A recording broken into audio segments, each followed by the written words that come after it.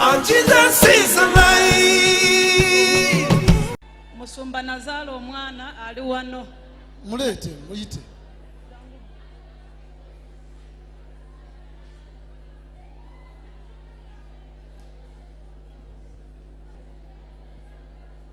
Pastor. Wanji. Ndine ebizibu. I have problems. Abalala ndowooza bwe muwulira nga tuwogera. Maybe other people, when you hear us talking, oba nga tunyumiza pastor mulowooza tumumanyi. or when I'm narrating to pastor, you might not know. Nze wano myezi egi pastor simulabanga. I've come here for 4 months, but I've not been seeing the pastor. Kuva Lwokutaano ndi wano pastor paka lwe nkulabye. From Friday I was here up to when I saw you.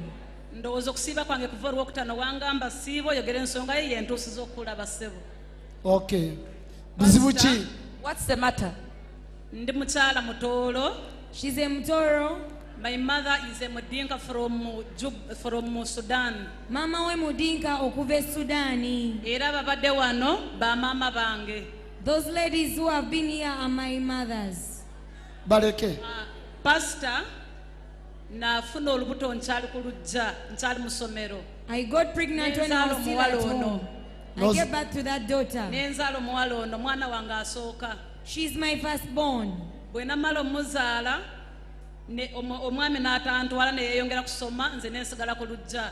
I stayed home by after good giving chance birth. nenfuna omwami omulala nenvaayo nenfumbirwa entebe saawa eno gye ndi. Then she got married to another man. Omukyalo ono yali abonaabona mu kika kye gye namuleka kwe kusalawo nenteesa n'omwami wange nemuleeta. This girl was suffering in her clan. Then I decided with my husband to bring her at my own place. Mwagala nnyo nze muzaala ono mwana wa bba wange. I love her so much. I'm the one who gives birth to her. But this boy is a son to my husband. Byebyo pastor. Mwana wa bba watya. Ono muwala wange wa musajja gwe nasooka okumuzaalamu. Bwe namusembeza ewange kati we nafumbirwa mu baana nakazaalayo basatu. Bona bawala bamuddako. Bwe namuleeta n'afumbirwa bba wange ono mwana wa bba wange ate muzzukulu. Sikitegedde era sinakitegeera. Nange sinakifuna. Baawo. Your husband. Gwe wafumbirwa oluvannyuma. That she got married to. N'omuzaalamu abaana And basatu. he had 3 children with. Ono omwana gye wamuzaala. Where you? Wamuzaala famire endala. You came with her to this man's N'omunonayo nga bamubonyaabonya. N'omusembeza. Kati ono azaala ono. Sibisaala pastor mubuuze. Ono mwana wange. Pastor oyo mwana wange. Wamuzaala mwana. Namuzaala mu bba ono. Bindako. Wait. Ono. Ye nyoka akuzaalira ddala. Yanzaalira ddala pastor. She's my real mother. Naye bannange. Yiga. Waju. Nkyalimu akategeera. Simanyi. Omukyala. Ekizibu ekifaanana bwe kiti olifo kyerabidde. Can you never forget this? Olifo kyerabidde. Sisobola ndi lubuto lwa bbaawe neera. She's also expecting for the same man.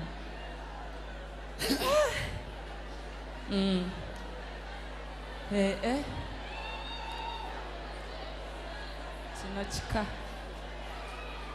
Kati essaawa zino bano bali wakawuwo. Ewange era bwe nyingira mu kisenge ono abuba nnyo. Bw'okola ki? Bwe nyingira mu kisenge ne bba wange gwe yansanga naye oyo abuba nnyo. Whenever she enters the room, she gets envious.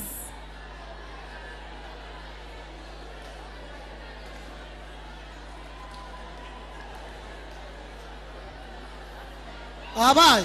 Waju. Yegwe. Omutwe n'amagulu kwebiri. Kwebiri.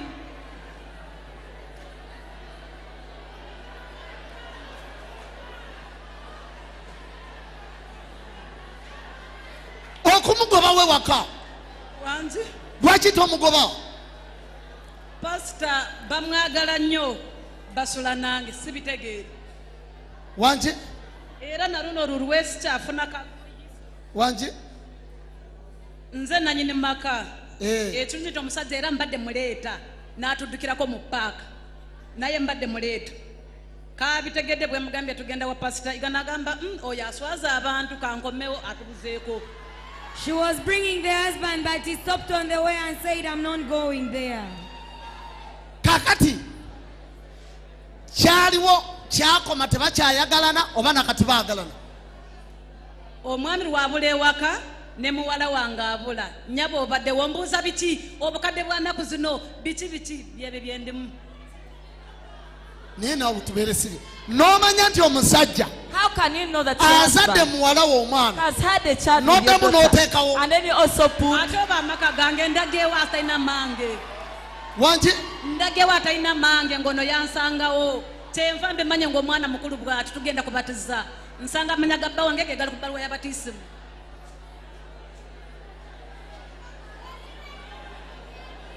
omwana child. kitaawo kyamwagala oba nedda? Do you still have Pastor. feelings for your father? mwagala kuba taata wange oyo yaŋŋamba okumwana ono gwe nazaala yaŋŋamba sijja kulya mmere ye ya bwereere kati nange mwagala olw'ensonga ndiira ku ye.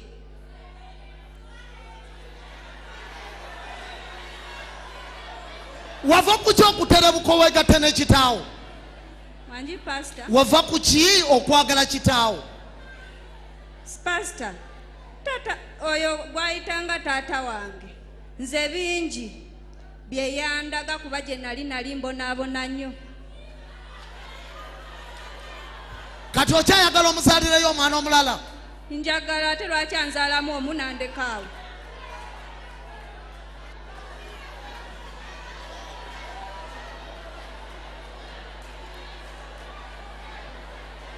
buli muntu yenna Everyone, buli muntu yenna everyone, kola booti do like this. mu famire ye waffe tekibangayo. It should never come to my family. mu famire ye waffe tekibangayo. It should never come to my family.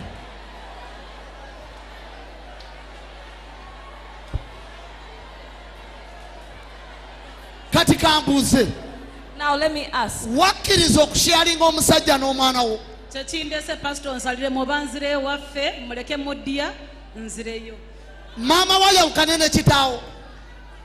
Pastor, Eh? mama wange ono omwagaliza nnyo kubeera n'ebyo byafuna abifunira ku nze. kati ono aveeyewo ewa kitaawo agende gweosigalewo kiki?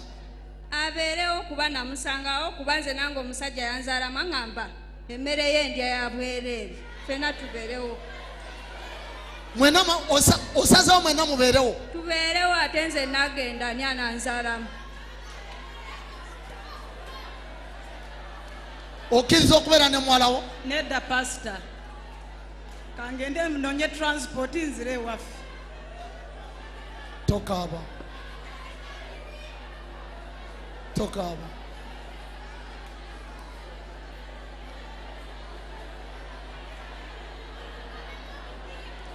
muteesa ki? What do you think? omwana aviire kitaawe jangu. Musumba tuswadde nnyo ng'abakyala naye kubanga omwana ono aswaziza nnyo nnyina omwana ne yeesimbawo afumbe ne nnyina olaba nga musumba kikaabya amaziga kubanga n'ali ku TV ali mu kukaaba omwana ono okwesimba mu maama we bafumbe bonna mu butuufu musumba tedda wabeerewo nedda temukuba wangi wasaana wabeerewo ekikolebwa kyonna nga omusumba omwana tayinza kwesimba mu maama we kiswaza kikyolifa teweerabidde? What is it you cannot forget in your life? aha gwoteesa ki? Yes. amabara gange ni nyoka abategeki Jacinta mukazi nkulira toro nalindwa na jakaikura ndi mutoro ono mwana sinwengeso owaitisitahayo akurugize agende ayenda afereyo engeso mbyeso Agamba omwana aviire maama we agenda afiire eyo. aha ez'empisa etoro teziriyo. yesu yebazibwe. amina. Amanya gange nzaheebwa Fatuma ndi mukazi mutooro naye mukazi munange kyoliko nkitegeera oyo omwana awo ewaffe gaba mawano banaye musumba tosobola kufumba n'omwana gw'ozaala tekisoboka